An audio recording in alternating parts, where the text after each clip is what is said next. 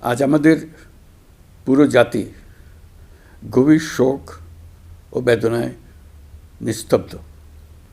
দেশের গণতান্ত্রিক রাজনীতির শীর্ষ নেত্রী, সাবেক প্রধানমন্ত্রী ও বিএনপি চেয়ারপারসন বেগম খালেদা জিয়া আর আমাদের মাঝে নেই। ইন্না লিল্লাহি ওয়া ইন্না ইলাইহি রাজিউন। বেগম খালেদা জিয়ার ইন্তেকালে আমরা গভীরভাবে শোকাহত ও মর্মাহত। তার মৃত্যুতে জাতি এক মহান অভিভাবককে হারিয়েছে। এই গভীর শোকের মুহূর্তে আমি তার পরিবারের সদস্যবৃন্দ, রাজনৈতিক সহকর্মী এবং অগণিত কর্মী সমর্থকদের প্রতি সমগ্র জাতির পক্ষ থেকে আন্তরিক সমবেদনা জানাচ্ছি। মহান আল্লাহর কাছে আমার প্রার্থনা, তিনি যেন আমাদের সবাইকে এই গভীর শোক কাটিয়ে ওঠার শক্তি দান করেন। বেগম খালেদা জিয়া ছিলেন বাংলাদেশের রাজনীতিতে এক পরম মহিমান্বিত ব্যক্তিত্ব। গণতন্ত্র, বহুদলীয় রাজনৈতিক সংস্কৃতি এবং জনগণের অধিকার প্রতিষ্ঠার সংগ্রামে তার অসামান্য ভূমিকা ইতিহাসে অম্লান হয়ে থাকবে। স্বৈরাচার ও ফেসিবাদের বিরুদ্ধে তাঁর আপসহীন নেতৃত্ব বারবার জাতিকে গণতন্ত্রহীন পরিস্থিতি থেকে উত্তরণের পথ দেখিয়েছে এবং মুক্তির প্রেরণা জুগিয়েছে। দেশ ও জাতির প্রতি তাঁর সমুজ্জ্বল অবদান জাতি চিরকাল শ্রদ্ধার সাথে স্মরণ করবে।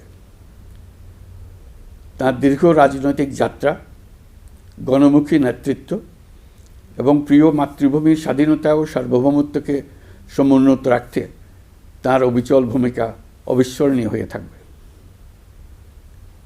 এমন একজন মহান দূরদর্শী ও নিখাদ দেশপ্রেমিক নেত্রীর শূন্যতা পূরণ হবার নয়।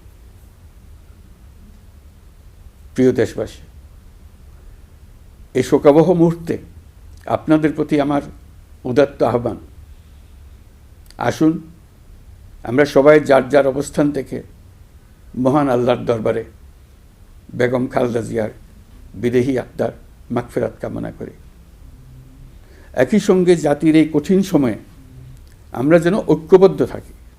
শোকের এই সময়ে কেউ যেন অস্থিতিশীলতা বা নাশকতার অপচেষ্টা চালাতে না পারে, সে বিষয়ে আমি সবাইকে সজাগ থাকার আহ্বান জানাচ্ছি। এই সময়ে আমাদের সবার দায়িত্বশীল ভূমিকা পালন করা অত্যন্ত জরুরি। প্রিয় দেশবাসী, সাবেক প্রধানমন্ত্রী বেগম খালেদা জিয়ার মৃত্যুতে আমি 3 দিনের রাষ্ট্রীয় শোক এবং আগামীকাল তার নামাজে জানাজার দিনে একদিনের সাধারণ ছুটি ঘোষণা করছি। নামাজে জানাজা সহ সব ধরনের শোক পালনে শৃঙ্খলা বজায় রাখার জন্য আমি সবার প্রতি বিনীত আহ্বান জানাচ্ছি। প্রিয় দেশবাসী, আমি জানি আপনারা সবাই এই সময়ে অনেক আবেগাপ্লুত। আমি আশা করছি শোকের এই সময়ে আপনারা ধৈর্যের পরিচয় দেবেন এবং তার জানাজা সহ সকল আনুষ্ঠানিকতা পালনে সংশ্লিষ্ট সবাইকে সহযোগিতা করবেন।